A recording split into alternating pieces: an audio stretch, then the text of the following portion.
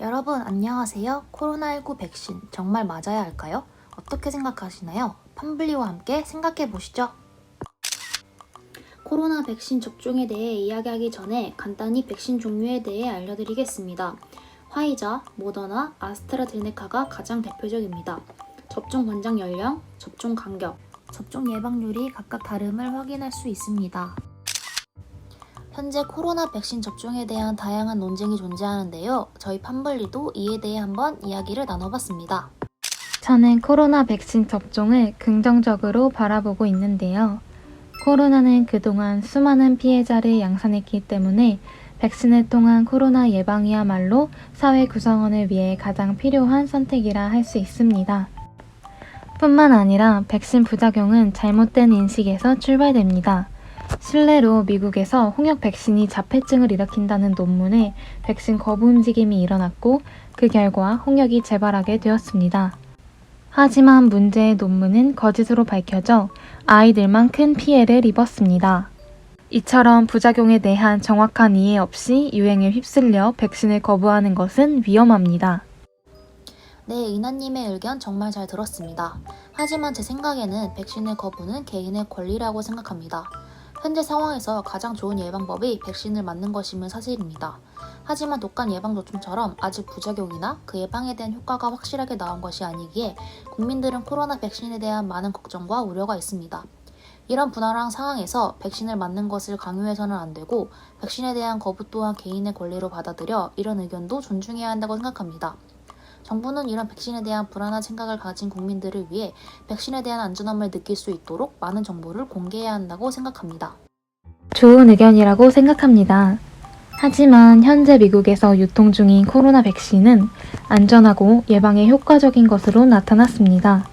백신은 임상시험을 통해 안전성과 효과를 우선 입증해야 사용 허가를 받을 수 있습니다.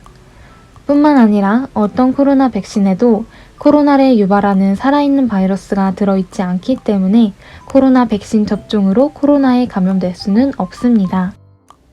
네, 은하님 좋은 의견 감사합니다. 하지만 제 생각은 아직 코로나 백신에 대한 안정성이 확실하지 않기에 너무 급하게 백신을 진행하는 것은 위험하다고 생각합니다. 코로나 백신의 경우 전염을 예방하기 위해 빠른 속도로 개발되어 출시되어지고 있습니다. 그렇기에 국민들 입장에서는 이 백신이 정말 안전한가에 대한 의구심이 들 수밖에 없는 상황입니다. 그렇기에 백신이 정말 안전한 것인지, 맞을 경우 예방 효과는 어떠한지에 대한 확실한 정보를 준 후에 백신 예방 접종을 권장하는 것이 좋다고 생각합니다. 그럴 수 있겠네요. 저는 코로나 백신의 효과에 대해 말씀드리고 싶습니다. 우선 코로나 백신은 미리 면역 시스템을 형성하여 질환을 앓지 않고도 안전하게 면역력을 구축하는 데 도움이 됩니다. 화이자 백신은 임상시험 결과 95%의 효과를 갖는 것으로 나타났습니다.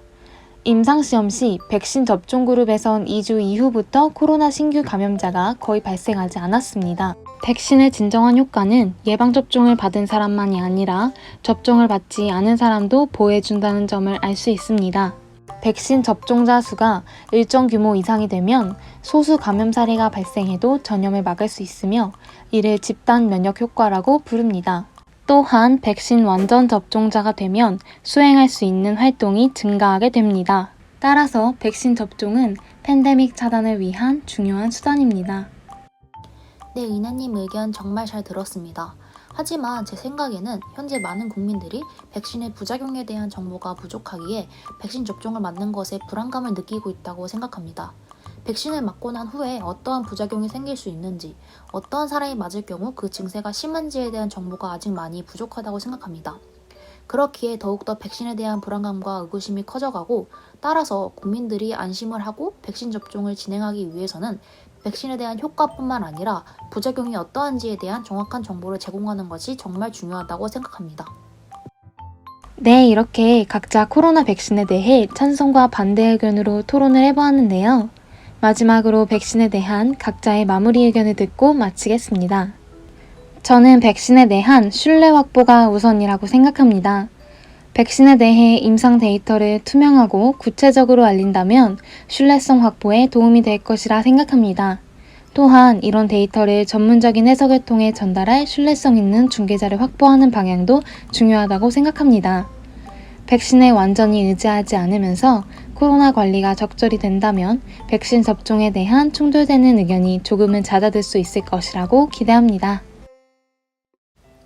네, 제 마무리 의견은 백신에 대해 국민들이 충분한 지식을 가질 수 있도록 도와야 한다고 생각합니다. 현재 국민들은 백신에 대해 자세히 알고 있지 못하는 분들이 많습니다. 그렇게 현재 백신의 상황과 각 나이별로 맞는 백신의 종류와 정보들을 쉽고 자세히 알려주어야 합니다. 또한 부작용에 대해서는 투명성 있게 정보를 제공하고 백신을 맞은 뒤 사람들의 마스크 착용 문제에 대해 국민들이 불안해하지 않도록 체계적인 방안을 마련하여 국민들의 백신에 대한 의구심을 줄이도록 노력해야 한다고 생각합니다. 여러분들의 의견은 어떠신가요? 댓글로 의견을 남겨주세요. 다음번에는 또 다른 주제로 찾아뵙겠습니다.